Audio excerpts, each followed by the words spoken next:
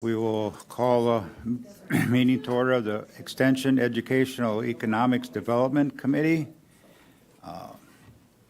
Pledge of Allegiance. I pledge allegiance to the flag of the United States of America and to the republic for which it stands, one nation, under God, indivisible, with liberty and justice for all.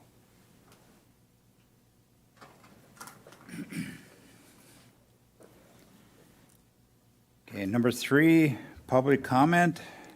Do we have any? Seeing none. Okay. Number 4, approve the minutes of the September 2022 Extension Education Economics Development Committee meeting. We have a motion by Becky. All those in favor say aye. Aye. Opposed? Motion carried. Number 5, policy issues and discussions and potential committee determination. 5A, discussion to recommendation to the executive committee for update of the strategic objective and expect outcome found in the 2019-2022 strategic plan. Wow. 5.1, education presentation on proposed Foxglove Road I-39 interchange. And I am thinking Mr. Baker, Mr. Mack. For you, sir. Okay, thank you.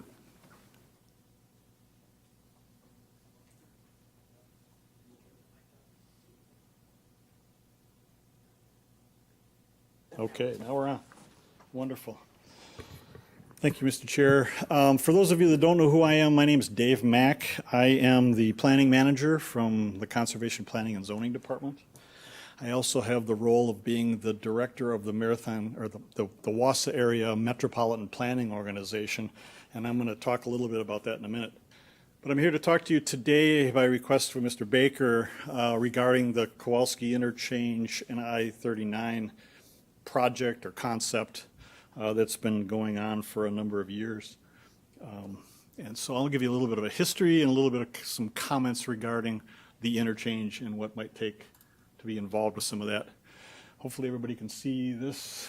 But just a little history. Back in 2020, it's been that long ago, 1997, the then town of Cronin-Witter requested the DOT to build an interchange at Kowalski Road on the newly identified I-39, which was Highway 51.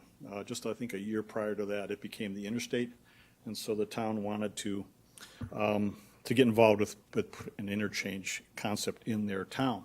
A couple of years later, after talks the town had with some of the state legislature, they included in their budget bill in 1999, get that straight, the idea that they would ask the Federal Highway Administration for a waiver from the criteria that they need in order to construct an interchange on an interstate system. So that's in the state budget bill. It's still in the budget bill today. It still stands as a request to have that waiver identified by Federal Highway. In 2000, then the state DOT then got to work and hired a consulting firm, Short Elliott Hendrickson, to complete a feasibility study on whether they could do this. This feasibility study is now called the Interchange Access Justification Report. And that study concluded that the Federal Highway Administration probably would not grant that waiver. Okay. I'll get back to the justification report in a minute. So a couple of years later then, the Federal Highway Administration officially denied the request by the state DOT for that waiver. And so as of now, or since that time, there has not been any real work being done by the state to identify that waiver. A few years later, DOT is in the process of studying the Cedar Creek interchange area. and how to fix that all up. And in doing so, they identified that there was no need for a Kowalski interchange. The Kowalski interchange is about 0.9 miles south of the Cedar Creek interchange. And a lot of conversation has taken place over the years about a mile between interchange is about what you'd like to have, or more. So that was a little bit too close, and that's what DOT determined. So then you jump a decade further. With talks along the way, the village, then now village, has always talked about an interchange and has always been involved with conversations of how they're going to be able to try to create an interchange at Kowalski Road. And in 2019, the village adopted a resolution to improve access to the I-39 corridor, including an interchange at Kowalski. And also they then created an ad hoc committee to look into and investigate that concept. And from what I understand, then since then, they've also have identified monies in the budget, in their budget, to create a feasibility study to work on that process as well. So, why am I here to talk to you about all this? The Wausau MPO. A metropolitan planning organization, which I'm the director of in Wausau area, is a federally designated area that when your community reaches 50,000 in population or greater, you are to provide transportation planning for that in the communities in that metropolitan area. We were designated an MPO back in 1983. We have 12 communities in the metro area. We go from the city of Mosinee north to the village of Maine.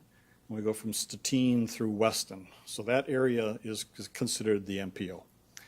And it also is represented by the chief elected officials of all of those communities. They sit on a commission that oversees the operation. The county is also a member of that, as well as the Department of Transportation. You have a member on that commission because of the County Highway Committee or the Infrastructure Committee. That representative is John Robinson, and he also then chairs the MPO for us. With all that being said, that's kind of the organizational structure that's around from, it's kind of a strange concept because my working for the county as a county staff, also then representing this metropolitan group. I kind of wear two hats in this world. As I talked about before, Federal Highway have a criteria on how you're supposed to be potentially creating an interchange on an interstate system, and they have this access justification report. Back in 2000, that was looked at, and back then there was a 9-point criterion that they had to go through to identify whether or not you could go ahead and have an interchange. Back then, one of those criteria was that this project or a concept needed to be in the Metropolitan Planning Organization's long-range transportation plan. That's where we come into play. So just quickly, a long-range transportation plan, it's done every 5 years.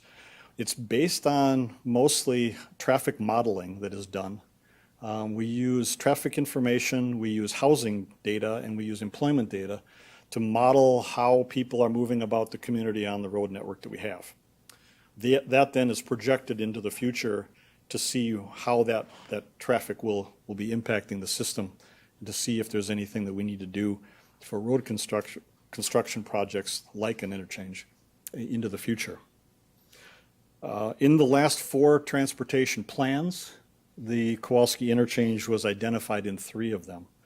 Back in 2006, our plan did a pretty extensive look at moving traffic around the south area of the metro, using the Kowalski interchange as a concept to provide transportation to the east and northeast, going through Kronewetter and up into Weston, Rothschild on the east side of the metro area. In 2011, in that plan, the traffic model did not indicate that there was any need for any work to be done. So the plan did not identify that there should be an interchange built because it was not there to alleviate any kind of a problem on the freeway system. So it was not identified. In the 2016 plan, there had been enough conversation by the communities in the area that we decided to add the the project or the concept back into the plan. And we identified it as the idea of and I have here, to alleviate the ability to construct an interchange at Kowalski and I-39. That same language carried through to the plan that we just got done completing early this year in January of 2022. This is the actual language. There's a page from that plan, and I highlighted in kind of yellow there that same concept. These projects that we've had identified are more of the illustrative type projects. The traffic model has not indicated that there is a need for an interchange at this location, but there's enough conversation about other types of projects in the metro area that we include a list of projects that each community would like to take a look at into the future to see if there's something that they want to do. Every community has a list like this. This is Cronin-Winter's list, and it does identify, you can see on the bottom one, develop the northeast quadrant of the Maple Ridge interchange as a commercial business park. So it's not just road development, it's also looking at what's happening in each community, and they're identifying things that can be done in their community and how the road network would enhance that. But we do have identified in the plan to evaluate the ability to construct an interchange at this location. So from a MPO perspective, we believe that this project or this concept is in our long-range plan, thus satisfying the one criteria that was in the Federal Highway Justification Report, criteria that it be in the MPO's plan. And the village has been talking with me quite a bit over the last few years to make sure that that was a concept that was going to carry forward, that we have this project identified in the planning. So, that being said, just from a planning perspective, over the last 20 years, the traffic model hasn't shown that there's any deficiencies in our system that would justify or that could be fixed by having an interchange there. DOT and the Federal Highway Administration haven't seen what they consider very highly their purpose and need for a project, in this case, an interchange. They are always looking for, why do we need this, and what's the purpose of this? What are you trying to do with an interchange like this? Some projects that we've had in the area that have been talked about quite a bit, and we have in our plans, a bridge across the Wisconsin River from Rothschild to Rip Mountain, along Military Road to Foxglove Road. The concept from Federal Highway and DOT has always been, what's the purpose for that? Are you trying to bring traffic from Rip Mountain to Rothschild, or are you trying to enhance the housing and residential community in the Rip Mountain side? What's that need that we have in the community for that? Same for this particular concept as well. What is that need for an interchange at this location? And that's what they will take a look at when they look at that justification report. Also then, Federal Highway, if you would be assuming that they are all about the traffic on the freeway. Their main focus is the freeway traffic. How is it moving? Is there any problems with it? Are there any impediments to traffic along that corridor? And so they're not so concerned necessarily about the side roads or the impacts that are happening in the communities as much as they are on what's happening on that throughway for the freeway. So so right now they're looking at this from the perspective of, we don't know if there's a unjustifiable need at this point. But from a transportation planning perspective, I would say that it's not just about the roads, and that you also have, it's about the land uses that your roads, influence. You drive your vehicle to get from your home to your work, or to home to shop, or to recreate, or something. You're using the freeway system and the road system to get to where you need to be, but it's about the uses you're going from and to that this is all about. So that's what the planning is all about in this as well. So could an interchange provide better access to the east or northeast side of Cronin-Winter and Weston? Yes, probably it would. So some of those things I've just mentioned here would be from an economic development perspective. From a housing perspective, Weston, Cronin-Winter have some of the sandier soils in our metro area. Thus, it makes it more convenient, less expensive to build in those areas. When you're providing sewer and water to those locations, it's a lot easier doing it in sand than in blasting through bedrock. And so that's where you're seeing most of the development in the metro area over the last 20 years. Our census information bears that out, that a lot of the development's happening in Weston, Kronewetter, Mosinee area down there, where it's more accessible. From a retail perspective, this corridor is one of the busiest corridors in the state of Wisconsin when you're moving people north and south. Got to go north to get up north. And so having any type of retail establishments along this corridor would be beneficial for them because of the amount of traffic that could be generated through this corridor. And then also, kind of in the same vein then, from a kind of a commercial industrial perspective, we are sitting on the crossroads of the state of Wisconsin with Highway 29. And that this could be in a very advantageous place for you to build and do things both industrially or commercially. It provides also that last mile concept for freight, where if you're moving with truck traffic, they are all wanting to be within a mile of an interchange to make it a lot more accessible and much more cost effective to transport things. And also we kind of forget about the fact that we do have a rail line through this corridor as well that could be an enhancement to the area, and an interchange in this area could very well be a part of that whole concept of development through the area. So the area could be very much a prime, development area. That being said, again, what's the county's involvement? And this is just kind of food for thought in the way I was looking at this. The interstate system and an interchange on the interstate will impact, and will be involved with the village of Kronewetter, State DOT, Federal Highway, and the MPO to some degree in the planning perspective. The county's perspective in this is going to be more from being a member of the MPO and really a support component to those other entities. There is not a lot of jurisdictional involvement that the county has. That we can't just say we're going to build an interchange from the county's perspective at the location. It's a federal highway, and it's a village roadway that we would be working on. So those are the jurisdictions there. But definitely the county has impact and has the ability to be a part of this whole concept. So with that, I can take some questions if you'd like, or I can wait for more of a conversation and get involved in that if you'd like as well. Okay, any questions for Dave? I do have one, Dave. Did the state get any numbers of traffic that goes through there? As it, over the years, I'm sure it's gotten more, but. It has, yes. And then there was a time, I don't have the numbers at all, but those are things I don't want to try to remember. Yeah.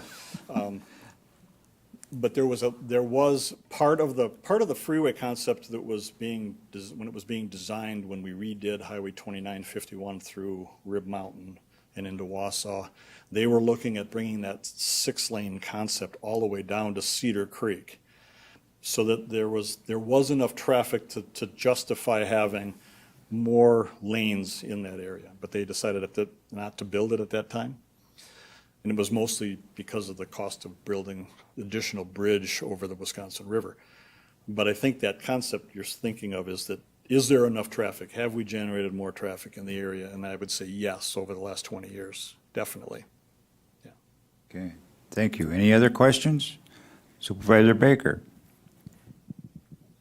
So from my perspective, from our committee's standpoint, we are not looking at whether the interchange is justified from a traffic standpoint. That's the infrastructure committee, that's the Wausau MPO.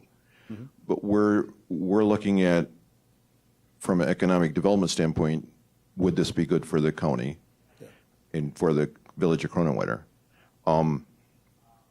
I talked to a gentleman who's works for one of the larger civil engineering firms in the area and has worked in traffic design and approval for 10 years. And he said, I can find a document that says, you have to have a mile between interchanges. I can find a document that says you don't have to. He said this is really a political decision. Would you agree with that? I think, let's see, how do I put this? This particular project, if you go back 20, almost 25 years, has probably played out more in the political arena than it has in the roadway design and implementation arena. So my basically request or to the committee is that, you know, because it is to a large extent going to be a political decision, if the county's boards, what they can do to promote this is to get on board with it. I mean, the fact that we put it in the strategic plan is going to give the village of Cronin-Wetter a argument that, you know, this is supported by the highest political body in Marathon County. I want to read, you touched on this, but I want to read from page 38 of the long-range transportation plan. I was telling Dave before the meeting that I was looking for some justification or documentation that road development and housing development are tied together, and I couldn't find anything online. And then I looked on in the long-range transportation plan. So this is from page 38 of 2022. The importance of the relationship between land use and transportation should not be underestimated. And then skipping down, transportation systems and land use patterns have a well-documented reciprocal relationship. As communities have grown, the demands for transportation system improvements have also grown. However, these transportation improvements have also provided more convenient access to land further out, thus spurring further growth. So in view of what you presented and this, would it be your opinion that interchange at Kowalski would spur housing growth in Corona-Wetter area and in southern Weston area? I would say that if an interchange was built in the Corona-Wetter area at Kowalski, I think that all types of development would be enhanced in that area. Absolutely. I think you can't go too many places in this country where a new interchange is being built and not see development occur around those interchanges. Okay, and so this would be another one of those examples where, yeah, it would. So as one further point, when I looked at the history of the county and the village, it looks to me that the village is about 4 to 6% of the county population, the village of Corona-Wetter. But over at least some periods of time, and quite lengthy periods of time, but we have probably contributed about 25% of the new housing development in the county. I don't have those statistics exact, but does that sound accurate? Would that jive with what you? I would have to rely on your Okay. research. Okay. I don't know that I have that information. But offhand, there has been a like large percentage of housing development in. Like I mentioned before, the ability to develop in the Corona-Wetter Weston area is a lot easier, and there has been a lot more growth in that area than in other areas, like the northern part of the metro area, where it's a lot more rocky and there's a lot more bedrock to develop in. So I would say yes. Okay, thank you. Okay, any other questions for Dave? Yeah, Becky. I just have one question. How does this become a political issue? And maybe that can't be answered. How can we override the political dimensions of it to determine whether or not it is a valid economic, traffic problem? I've been talking to the village for years. Unfortunately, I was around in 2000 when this all got started. So I've been around this for a long time. In the last few years, I have told them, because it's been now almost 20 years since something has happened, any kind of study was done, specifically for the interchange area. I've told them, and I think that they've thought about this and they're maybe taking some action on this, they should go out and get themselves a study done. And I'm talking about something like one of these jurisdictional, the access jurisdiction studies or justification studies. There's a lot of engineering, there's a lot of environmental components, there's just a lot of things that need to be looked at to see whether or not it's feasible to build an interchange there. And then you have to go through potentially the political process to get it through the DOT and the Federal Highway Administration. But they're going to be looking at the details mostly. I mean, traffic, how that's moved, does it have any real impediments to building something like this before they would get involved? I think if you look at the yes, we have the ability to build this thing. We have the land area.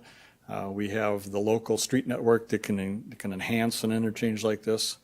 Those are the things that should be at least documented before you start trying to go forward with something like this.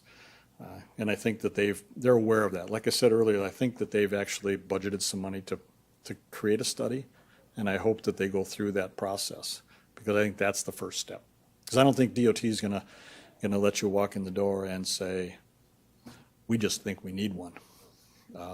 And just because we know it's going to be a benefit to the economic development of the area, that would be a secondary bonus. I think if you talk about the traffic and the way that this is built, that might help get that conversation started. Okay, any other questions?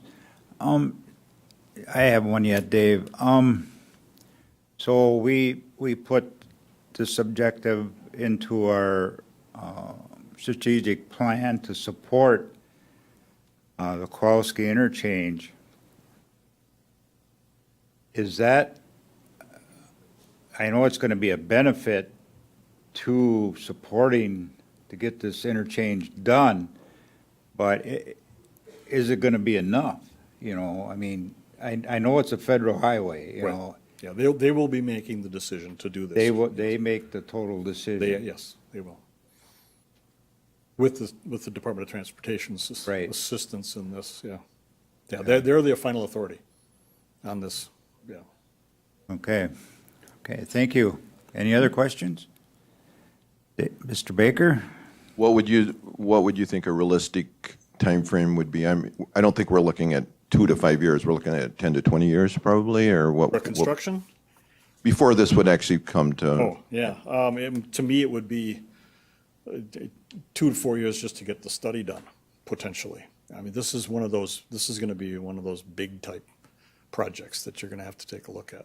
I would say it would take at least 2 years to get an interchange justification report done, if you've even got that set up to go right now. When you're looking at building like an interchange like this with the potential for using state and federal funding, yeah, you're probably into that 10 to 20 year time frame, in my mind, because it'll take after you talk about the justification for it, and somebody says, yes, go ahead and build this. Now you've got to find the money for it, and then you have to find the money to design it, and then you have to find the money to build it. Design will probably take a couple of years just to go through that whole process. The environmental process itself is usually a couple of year process. So, yeah, it's not a short window. If the village is looking for something by 2025, it's probably not going to happen. No, I don't, I think the village realizes that. I just wanted to make that point to the committee, that this isn't, like, we're not expecting this to happen in 2 years. You know, we're talking about having a 2-year study, and then, there's years after that. So this is long-range planning, basically. Right, it is, exactly. Yep. When we were looking at the Highway 5129 project that we built, I don't even remember when we built it anymore, it was about 13 years prior to that when we started planning for that. Okay, thank you. Okay, thank you. Any other questions? Well, thank you, Dave. You're welcome. Nice seeing you again. Okay, 5A2, update to objective 10.6 and 10.8. Supervisor Baker, you have the floor. If no one has an objection, I'd like to start with 10.8 because as it relates to the presentation we just heard, and then we'll come back to 10.6. Is that okay? Anybody have any objections? No? Okay, thank you. Go ahead, Dave. So in 10.8, we talked about this at a prior meeting, but I had made some changes. Strategy A, support efforts, well, I'll read the objective first. Objective 10.8, encourage development and redevelopment of key employment centers in areas that possess strong market potential, provide good transportation access for workers, and promote the efficient movement of goods. Strategy A is existing support efforts to engage the public and private sectors to provide leadership for county economic development efforts. And I'm reviewing Lance's, the summary that Lance provided, that seems like that's still a active and valid strategy, and so I did not propose any changes to that. I don't know if anybody has any comments on that one. Strategy B, existing engaged local municipalities on how county infrastructure development can contribute to business and industrial parks growth. And again, that seemed to be still a valid strategy, and I did not propose any changes to that. Strategy C, so this is a new strategy and modified from the last time we looked at it. Support efforts to develop a Kowalski Road I-39 interchange, and I added to enhance job creation and accelerate housing development. So that is strategy that goes along, there's an outcome measure that goes along with that as well. I don't know if anybody has any questions or comments on that. Any questions? Okay. So then outcome measure 1, existing by December 31st, 2022, utilization of available vacant business and industrial park space will increase by 5%. And I have made the point at a couple different meetings that if the utilization of the available space increases, that means there's less space available, and eventually there will be no space available. And I don't think that's the right goal, so I proposed that to change to maintain a 5 to 8 year inventory of developable land within the municipal business and industrial parks. And I got that almost verbatim, if not verbatim, out of the comprehensive plan on page 131 to 132. So that's more of a sustainable outcome measure that, you know, we're always going to have more land being developed for use, and then also utilizing that land. So does that make sense? Does anybody have questions in their discussion on that? Questions? Okay, keep going, Dave. Outcome measure 2, existing by December 31st, 2022, the number of full-time and part-time employment positions in Marathon County will increase or be maintained. And I changed that to I proposed change that to by December 31st, 2024, just to update the year, the number of private full-time and part-time employment positions in Marathon County will increase or be maintained. And I had gotten feedback from one or more constituents that they were concerned that that meant the size of Marathon County government was going to increase or be maintained, so that's why I added the private in there. We could, you know, have, if that's not needed, we could take that back out, but that was the motivation for adding that one word. Questions or comments? So Dave, the word private, what, you said you had some constituents that were saying that that shouldn't be in there? No, that they asked me to, they said the way that it's written now, they read it as Marathon County government, Okay. the employee positions in Marathon County. So they wanted to, they didn't specifically use the word private, but I added that to make it clear that that was private sector, full-time and part-time employment. Okay. Okay, thank you. Okay, then the new proposed outcome measure 3, at the last meeting, I had, by December 31st, 2023, amend the Wausau MPO long-range transportation plan to include the Kowalski Road interchange. And when I called and discussed with Dave Mack, and, you know, he made it clear to me, and as I read the plan, that outcome measure is really completed already. So I revised that to be by December 31st, 2024, complete an interchange justification report for the proposed Kowalski Road I-39 interchange.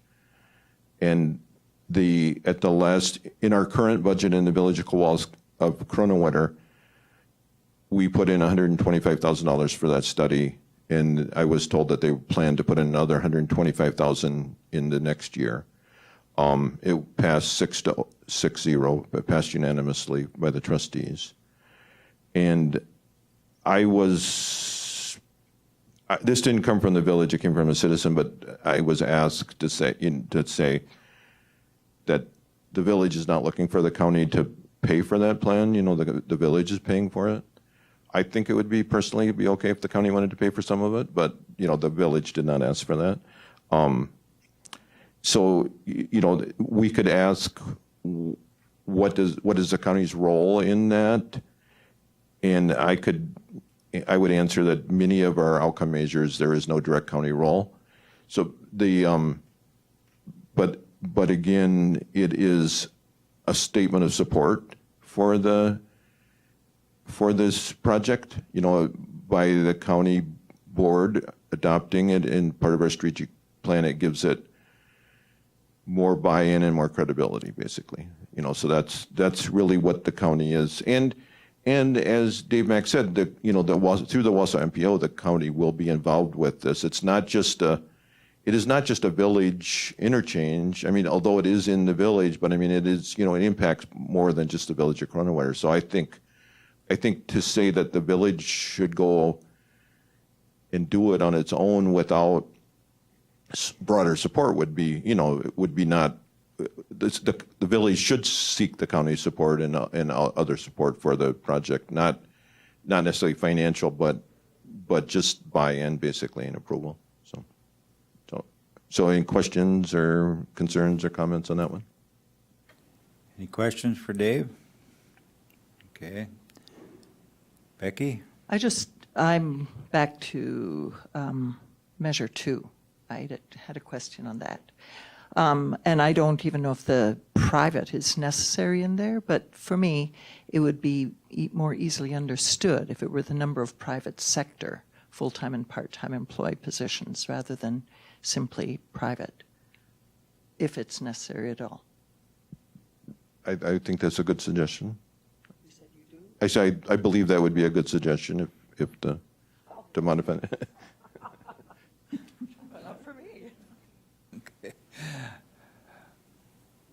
Okay, so you want to add the word sector. For me, makes more sense. Private sector, full-time and part.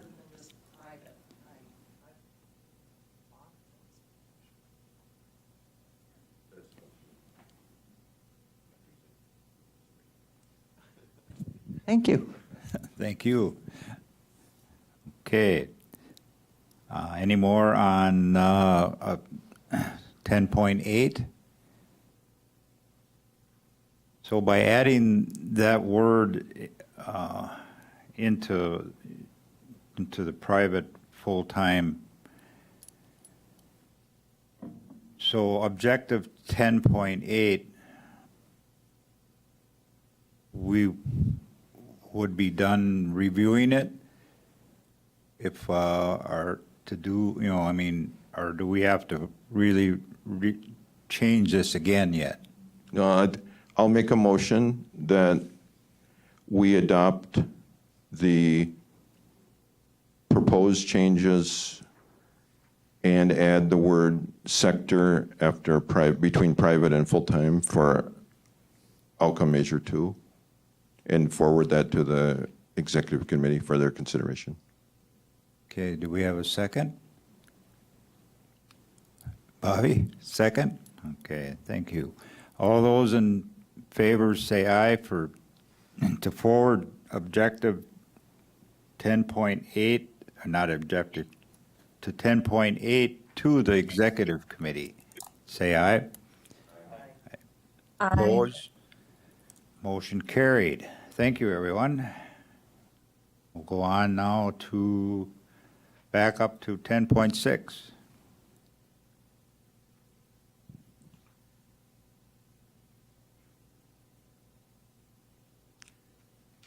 I got the floor. Yes, you do. Okay. Yes, Okay, you do, thank you. Dave. So objective 10.6 ensure the future availability of a skilled and flexible workforce prepared to meet the needs of both existing and emerging industries and technologies. Strategy A, existing, work with the North Central Wisconsin Workforce Development Board to ensure a well-trained workforce. And again, reading the update from Lance, that seems to still be a valid strategy, and so I did not propose any changes to that. Any questions on that one? Strategy B, existing, seek out additional opportunities to partner with local education providers, secondary and post-secondary.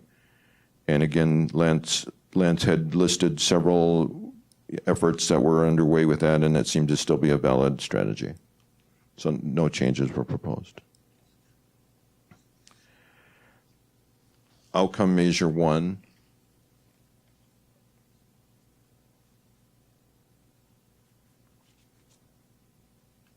Existing, by December 31st, 2022, the current workforce participation rate will increase by 5%. The reported results went from 69.2% to 67.9%, which was a 1.9% decrease. And if you look at the graph that's on the screen or in the packet, you can see that in early 2020, there was a dramatic drop in workforce participation rate by factors that were not within the county's control. Presumably lockdowns and high rates of unemployment, but whatever the reasons, but there was a 3 or 4% drop there. So I thought that that outcome measure, is really, we just don't have a lot of influence on it. But so I proposed 2 different updates. One is just a simple update, or 2 different alternatives. One is a simple update that says by December 31st, 2024, the current workforce participation rate will increase by 2%. It didn't seem to me to be realistic that we would be able to increase it by 5%. The other alternative outcome measure 1 is by December 31st, 2024, the number and percentage of self-sufficient households in Marathon County will increase or remain the same. And the reason I added that or proposed that as an alternative is because labor force participation is, to some extent, not necessarily a measure that everyone prefers or values. So I know some of my constituents have approached me and said, I would like one of the spouses to be able to stay home and take care of the family, and the other spouse to be able to work. So if one spouse can earn enough money to be able to support the family and the other spouse can stay home and care for the children, and that would be for their, that'd be 50%, labor force participation rate. And to me, that's at least as desirable outcome as having both of them working and having the kids in childcare. So I don't know that I, specifically think that the highest labor participation rate is necessarily a good thing.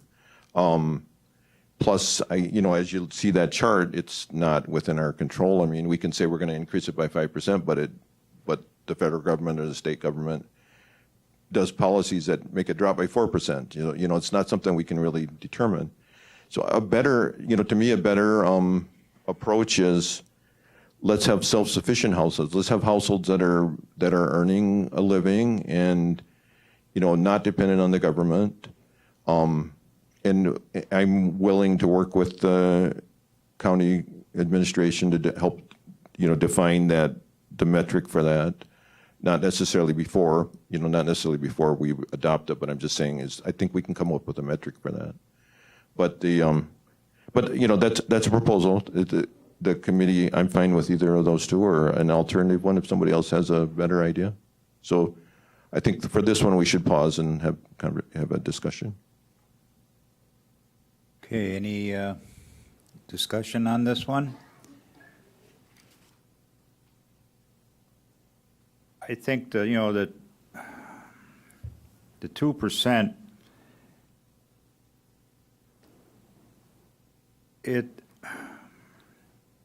obviously it didn't increase by 5 because you can go by the graph here. It would be great if we can, if it would go, increase by 2% or more, it would be great. At 2%, are we looking at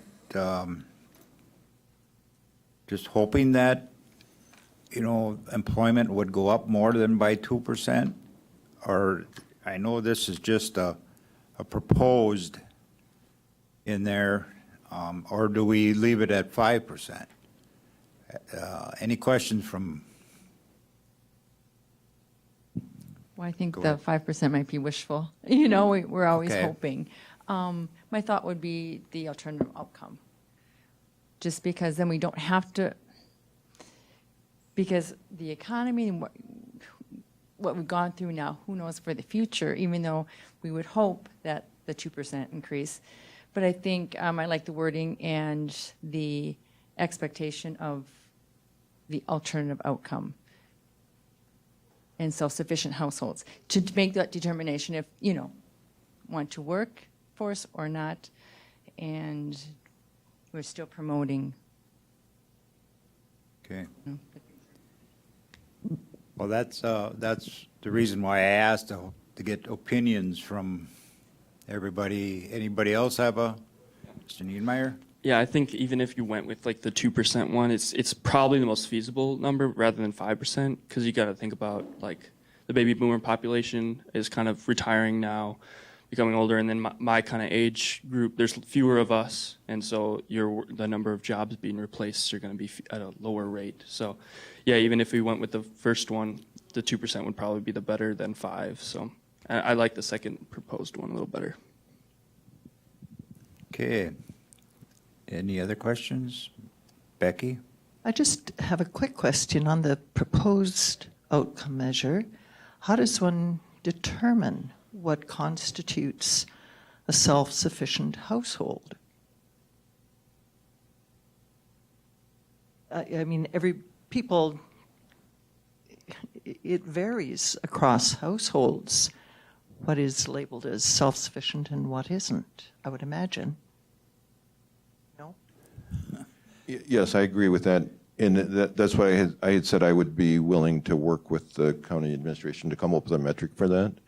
But what I was thinking was basically households that are not on government assistance, that are being able to pay for their own household, be able to support their own families. So, and those are public numbers. How many families in Marathon County are on food assistance, how many counties are. So that's the kind of idea that I was looking at. But I would say many of our outcome measures we didn't have a well-defined metric at the time they were adopted. But so that I think we could adopt this and then still define that metric and for future feedback from the board. No, I appreciate that clarification. I assumed that's probably what you were thinking, but I would agree with that. Okay. Any other discussion on? Okay. Then with 10.6, do we want to forward this to the executive committee? Well, there's still outcome measure 2 yet. There's one. Oh, There's okay. one more to go. Sorry, I didn't scroll down far enough. Okay, so outcome measure 2, existing by December 31st, 2022, the number of vacant positions within Marathon County will be reduced. And the reported results were average monthly postings from June 2021 to May 2022 was 995. Average monthly postings from 2017 was 771. And those are off of the report that Lance had provided. I don't know if any of those came from, did you provide those numbers at all? Did you provide that data for the monthly postings? Okay. Okay. So Lance isn't here to ask, so that's why I wasn't sure. Yeah. So as I read that, it looked to me like those were job listings as opposed to unfilled job openings. And if those were job listings, then I question whether we would really want that number to be reduced. You know, vacant positions, it's good to have job openings. It's not necessarily bad to have job openings. So, and for the simple update, what I said was December 31st, 2024, the number of unfilled job openings within Marathon County will be reduced as opposed to vacant positions, just to try to clarify that. And that may be hard to develop a metric for that, but I think that's possible. And it would be useful information to know, like, what job openings we were short of. It would be useful and actionable items, I think. So in that one, the proposed alternative outcome measure I put was, on an annual basis, the number of graduates from each of NTC's 10 largest associate programs is more than 60% and less than 110% of the related aggregate Marathon County entry-level openings. And unfortunately, I have not,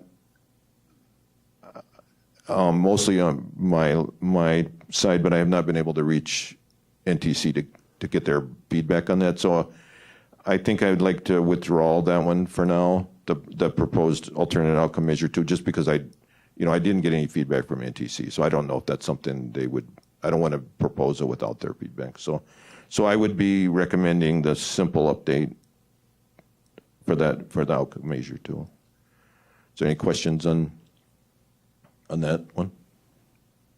Any questions for Dave? So you're, so you're saying we should, on outcome measure 2, we should pull that for now? No, what I'm saying is we should not go to the alternate outcome measure 2.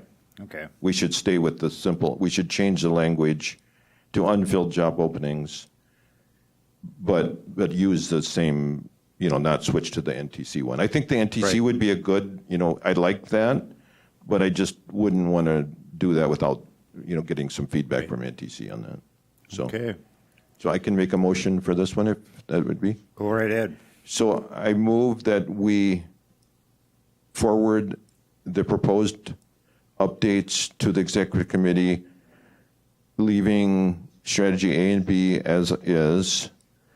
For outcome measure 1, that we adopt, so we drop the current existing outcome measure 1 and change that to the proposed alternate outcome measure 1. By December 31st, 2024, the number and percentage of self-sufficient households in Marathon County will increase or remain the same. And for outcome measure 2, that we adopt the simple update by December 31st, 2024, the number of unfilled job openings within Marathon County will be reduced. Okay, do we have a second? Second by Supervisor Book. All those in favor say aye. Aye. Opposed? Motion carried. Thank you, Dave. You're welcome. Let's see, I back up here to the agenda. Operational functions required by state ordinance, resolution, or policy, none. Number 7, educational presentation and committee discussion. 7A, discussion of the Wisconsin Counties Association Conference presentation on housing and homeless. How many from this committee were down there for that? Did anybody else besides me and Ann take in that? No? Okay. Well, it was interesting when we sat in there. It was from Washington County, I think, and they were looking at trying to get housing, affordable housing, for $250,000 to $300,000, and they are kind of unsuccessful with it because they they had the land to do the building, to draw more young families in instead of renting. But they went to contractors, and the contractors said, well, our contractors said, we're building $600,000 houses. Why do we want to build a $250,000 or a $300,000 home? That was their kind of their dilemma, and they were trying to, I think, on the zoning part of it too, or the zoning code. Their zoning code was quite high for square foot per household that could be built, and they were going to try to go to their zoning and try to get that dropped down. So you don't obviously you don't need a 17 or 1800 square foot house, when you're starting out. But that was kind of their dilemma. And the other county, Ann, what other county was that? Do you remember? Winnebago County, and they were really focused more on the homelessness, Yeah. so it was kind of two different issues. Yeah, was that the county that talked about the tiny housing? Right. They had that four-pronged approach where they moved, if you kind of think about a clock, from 1 to 3 o'clock, you're looking at very acute housing for somebody in crisis. And then you go from 3 o'clock to 6 o'clock, a little more transitional housing. And that might be that tiny house where you have a family. They were trying to get children out of homelessness, so they had a tiny house village where there were several houses, and then a bigger home where maybe a social worker might have worked or lived, that they would build community, teach family skills, teach budgeting skills.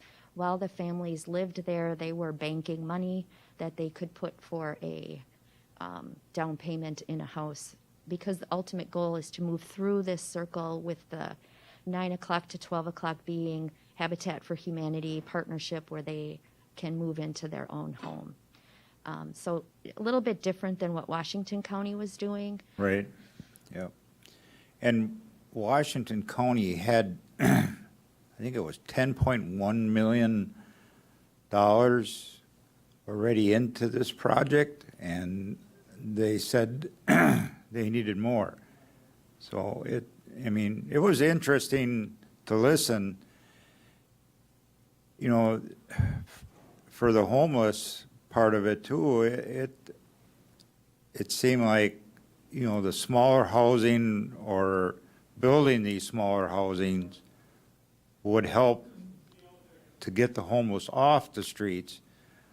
But then again, they're fighting the zoning regulations for size of the building. These tiny housing facilities are anywhere between 500 to 800 square feet. It's not very big, but it's big enough for a 2-person or even 3-person family. It was interesting to see if they're going to get it going, but like I said, both counties said they had a hard time trying to get this going. So the outcome of this is what can this county do to try to get affordable housing going? If they're not having the success, are we going to have the success to do this? I don't know, Ann, you have any more comments? Yeah, I actually took a different read, than you did, because they just got that launched. They have 3 different neighborhoods. Washington County does. They have 3 different neighborhoods, one in the Slinger area, one in Hartford, and then one in Jackson. So what they've done is they've kind of set aside what would be a neighborhood it's a lot of public-private partnerships. Certainly isn't the county. The county's not owning these houses. The county provided, I think, 10 million of ARPA funds. Washington County did. But they did work with the zoning department to relax some of the requirements. So to take what was a required lot size, a required square footage size, even something like the infrastructure with what kind of curb you need and the setbacks.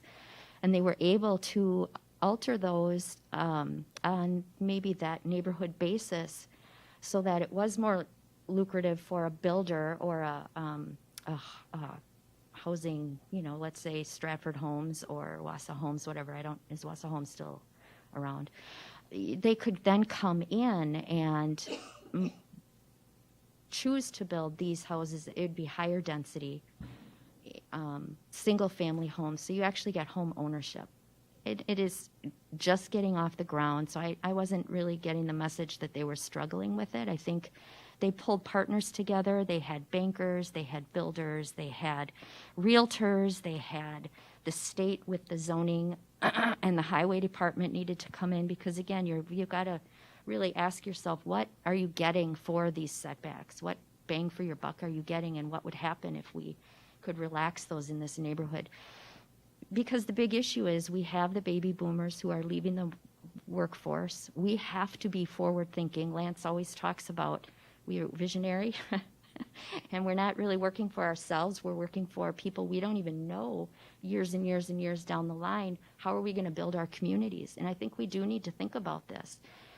But again, it's really looking at, Kim, your organization with Mcdepco. What people could you bring to the table to actually strategize with this? We need businesses to come because the Green Hex and the Crystals and the other, big employers who are looking to replace these baby boomers who are leaving, they are going to be in a pile of hurt if we don't start to be forward thinking with this.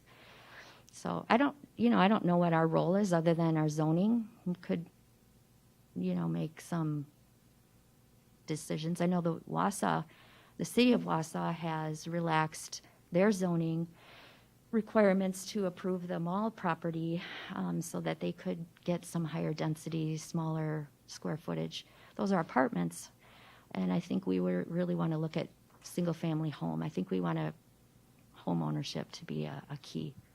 And these millennials, Gen Zs, they just don't have the savings that the baby boomers and even the Gen Xers like me had when we bought our first homes. So,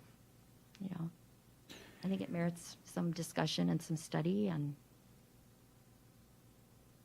Right. It's like Ann said, the concept behind it is trying to get the young families to get away from renting and getting to own their own home to build up, their equity instead of, renting for how many years and what you really build with, what kind of equity you build by renting. So, but it was a good discussion. There's some good points in it, but I'm hoping that we can follow up with Washington County and see how they are doing.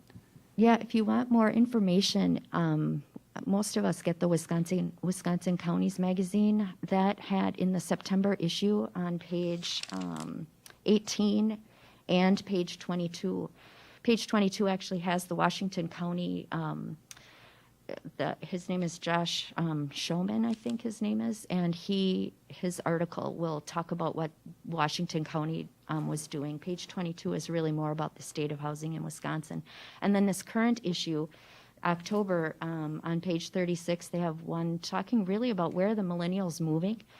And our millennials are moving, they're choosing to go to big cities like Seattle and Chicago and Milwaukee. And so I would hope that our marketing for, Wausau really is going to have to be the Wausau Metro. It's going to be your group to get these people to kind of come and want to stay, and because they're not choosing the $50,000 or 50,000 population, they're choosing the metropolises. So we need to, I think, attract these kids by being more urban. Okay, Kim just gave me a note here. It says, there's a recording of that workshop on the WCA website. And she says, I can send you the link to the committee members if we'd like. I would like that link, tell you the truth. Can I just say one more thing? Sure. I'm on the HRFC committee, and well, I think we had the McGrath presentation maybe at our last board meeting, but just right from the McGrath study that they did, it says that Marathon County only has 15% of the workforce under the age of 30. And they go on to say this may be an indication that the county is either not hiring or not retaining the generation that should be one of the largest represented, which may be challenging for the county in future years when developing successful planning. So, I mean, we have to pay attention to this, that we are not attracting and retaining our young workforce. And I think one way we can attract and retain is to build houses that they can afford and to market our community for them. So I would love to see this be in our strategic plan. David, I'm so excited you added housing to the proposal for yours.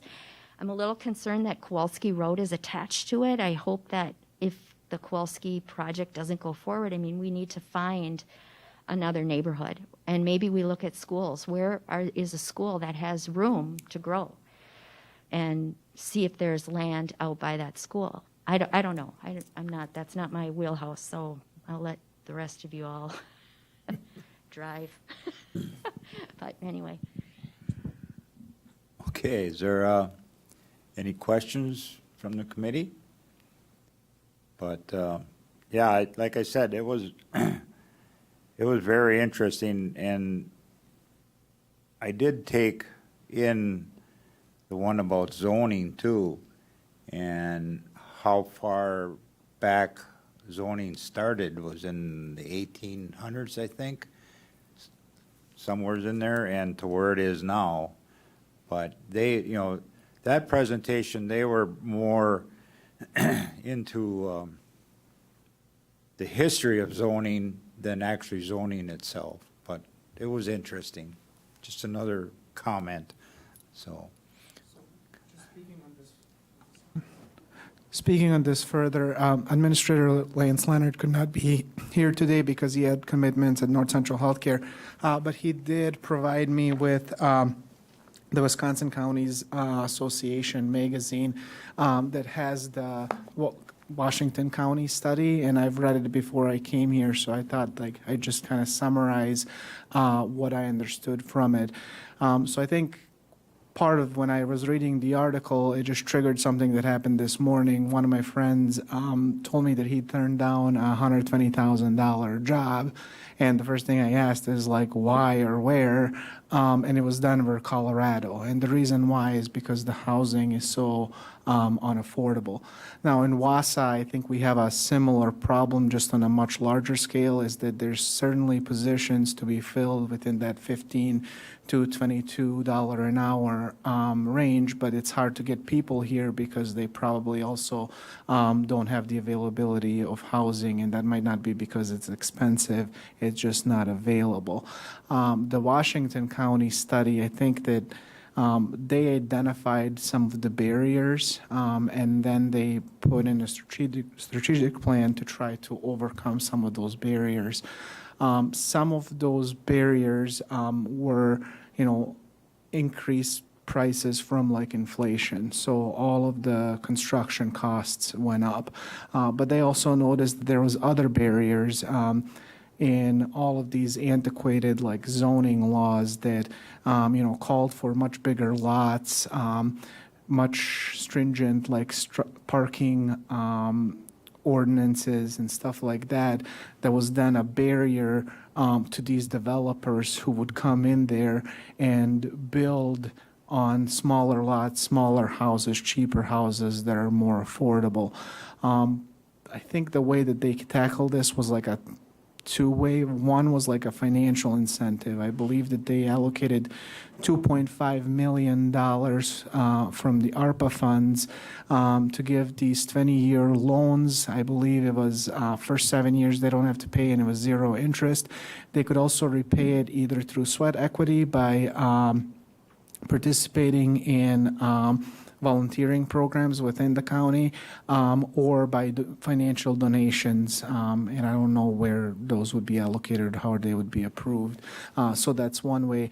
And then the other way was to revisit the zoning codes and then see if they can change zoning to kind of get rid of some of these barriers to like affordable housing.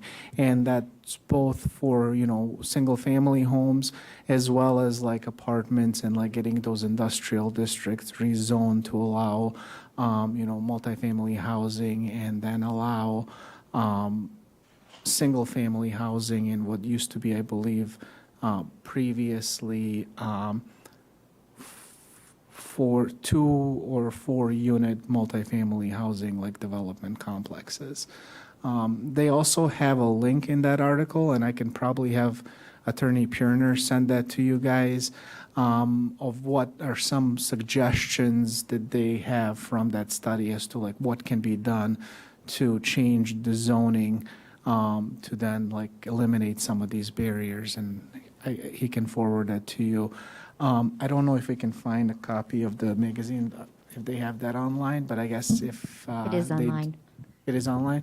So maybe I'll have them find that and forward that to you guys as well, for those of you who don't have it.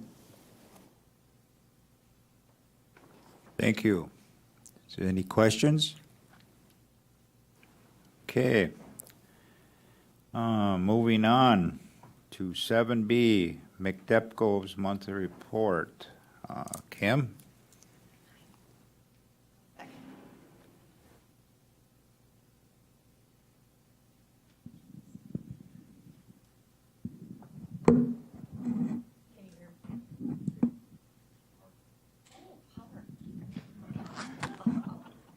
All right. Hello, everybody. So you see my October report on the screen. I'm just going to do a high-level overview of some items, and then I'll dive a little bit deeper just to give further explanation. So you can see our economic development update, some of the workshops that we've hosted over the course of the year.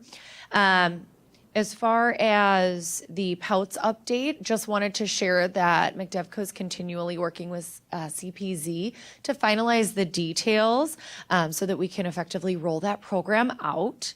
And then with our GAP loan program, Mcdepco in the last few months has successfully lent approximately $150,000, a couple thousand shy of the Marathon County revolving loan funds to businesses in Marathon County that are either expanding or starting. So that's super exciting. As it relates to the COVID grants, Mcdepco is the grant administrator on behalf of Wausau Cares and the Marathon County Microbusiness Grant. Specifically, the Marathon County Microbusiness Grant, we have dispersed $180,000 to 36 businesses in Marathon County.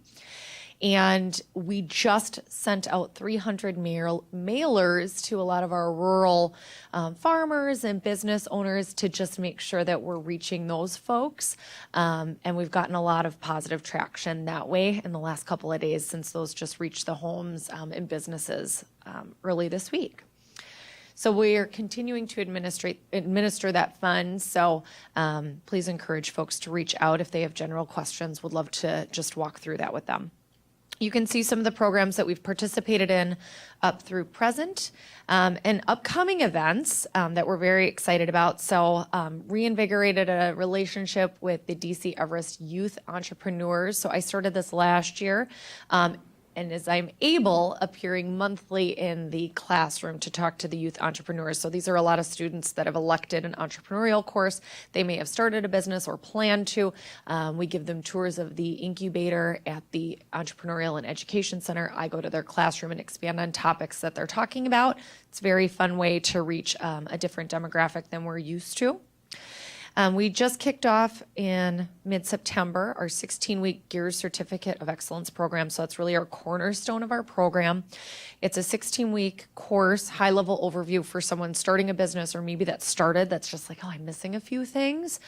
So we give them a little bit of everything that they may encounter, not everything, as they're in business, but the idea is they'll all graduate in December with completed business plans and hopefully start a business. I believe in the strategic plan I submitted in June, our success rate of folks starting a business out of that program increased to 30% from 10%. So very exciting. And one of the things we've included is, making sure we're educating them about our business incubator. So while they're taking a class, some may not be ready to take that leap to lease a space or buy, but we've got really great options within the business incubator to help them.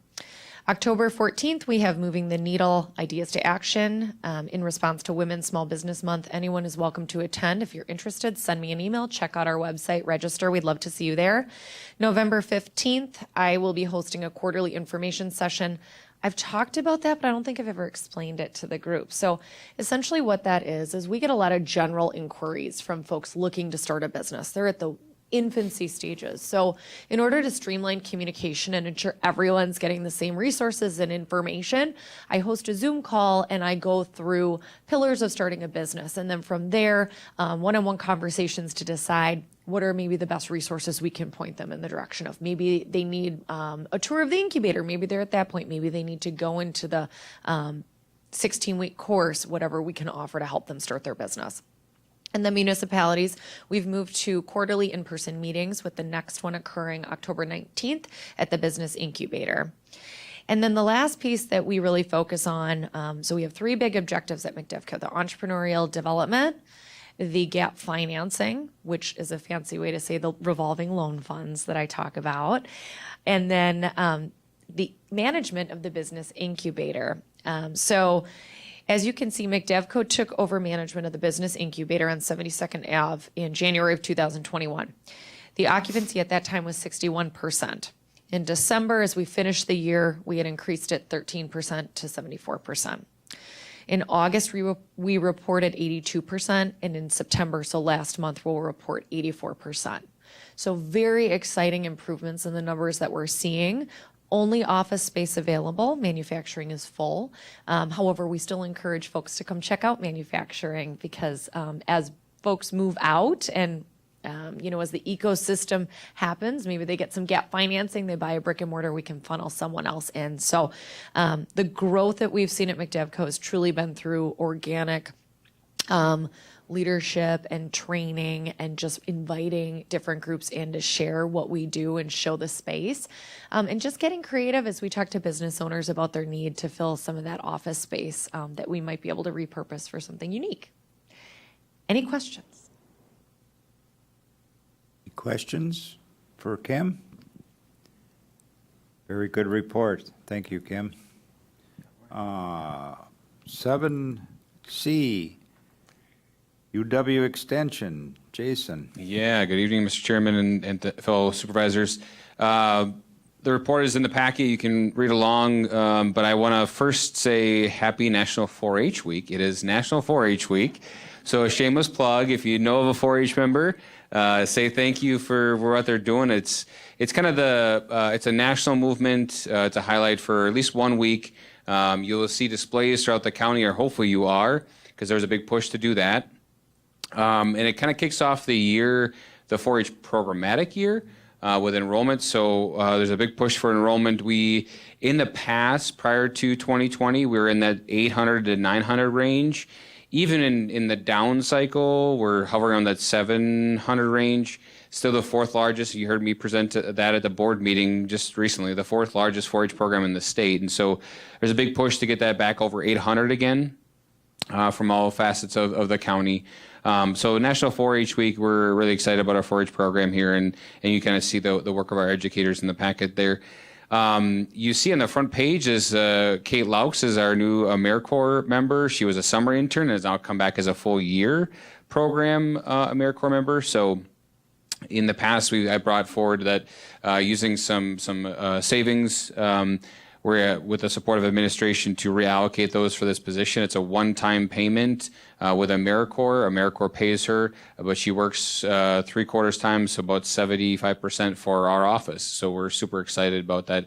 Small investment, big returns, if you will, through AmeriCorps and local service there. The ag program, I want to highlight one thing that often gets overlooked is the work of Heather in our ag programming. The first one is the EMS personnel collaboration with Farm Bureau on animal handling in terms of livestock hauling accidents.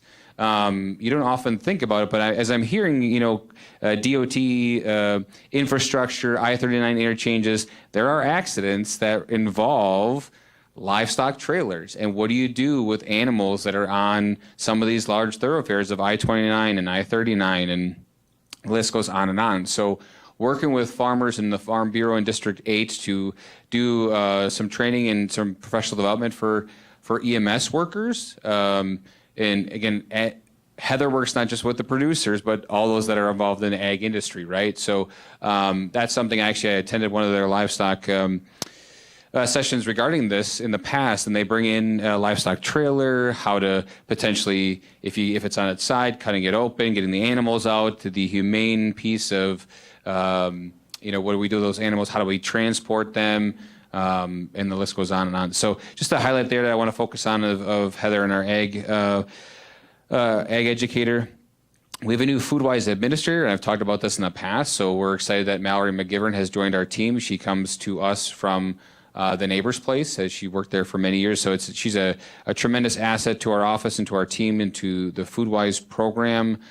She's on week 2 right now, so she started just last week. So we've inundated her with a lot of stuff, but I mean, she comes with built-in connections for us to expand the program, not just here in Marathon County, but serving the 4-county area in central Wisconsin with a lot of connections there. So we're happy to have her on the team.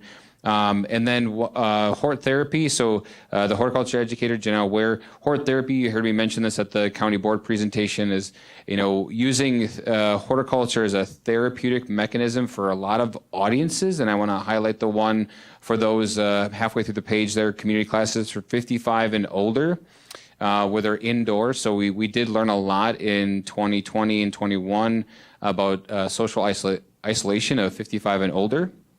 So what can we do to, one, give them some tangible horticulture practices, but in a space that allows them to break down that social isolation barrier? So that's that therapeutic part of it, right? So those that may have been either closed because they're in apartments, so talking about housing, some that are 55 and plus are limited incomes and they're in those confined spaces. How can they do some horticulture and some growing in those spaces, but then bringing them together in a space that allows them those social connections, that kind of that therapeutic piece there. So those are the quick highlights, and I want to just mention again, I shared at the last meeting, I'm transitioning out of this role and into my new role. I won't.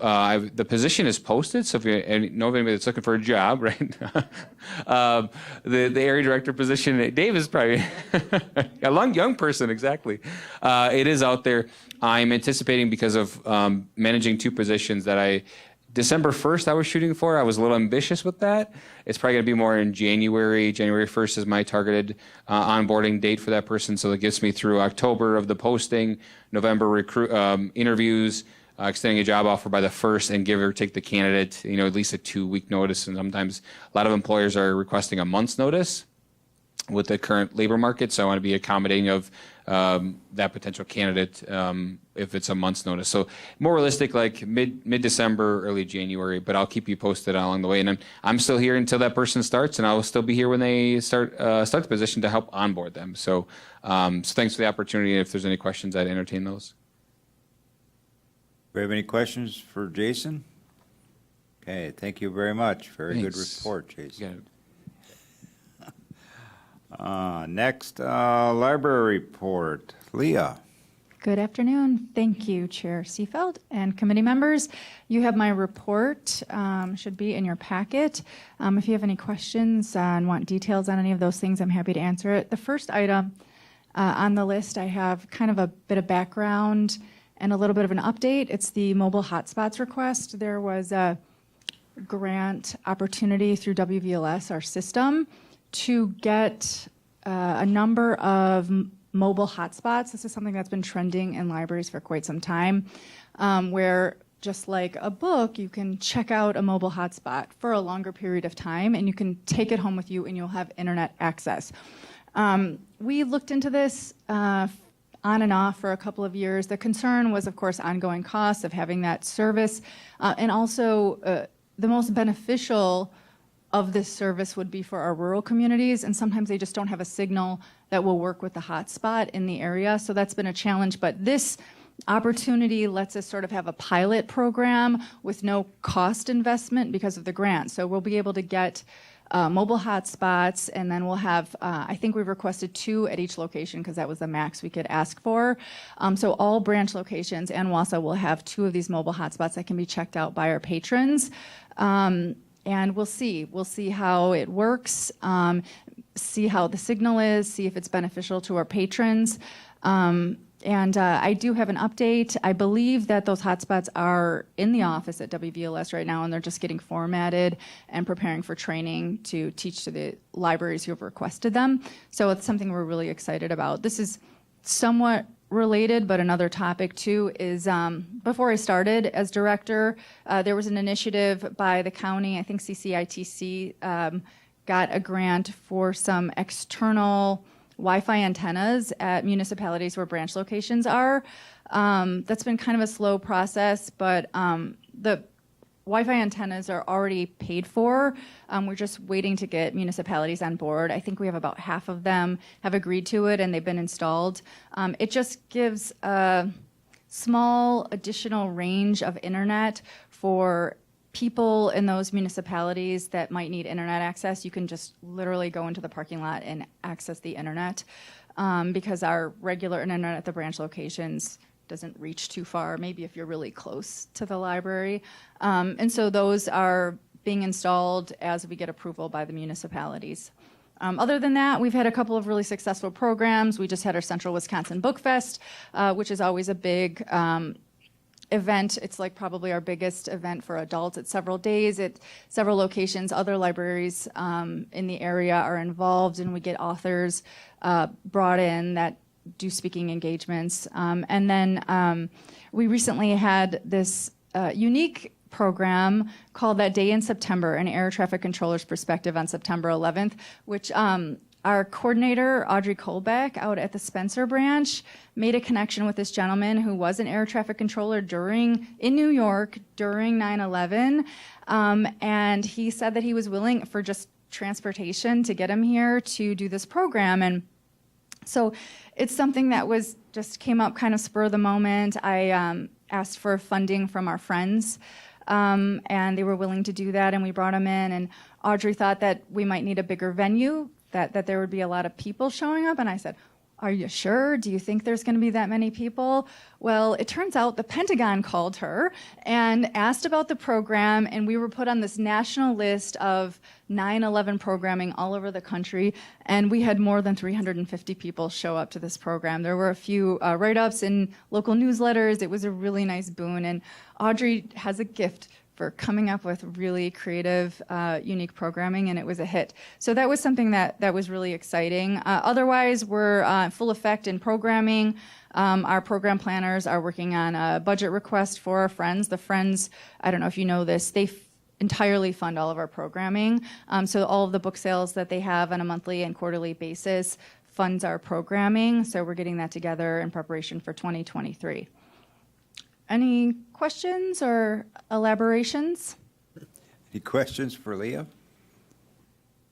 Sounds like everybody has got something going on all the time, 4-H week and everything else. So, okay.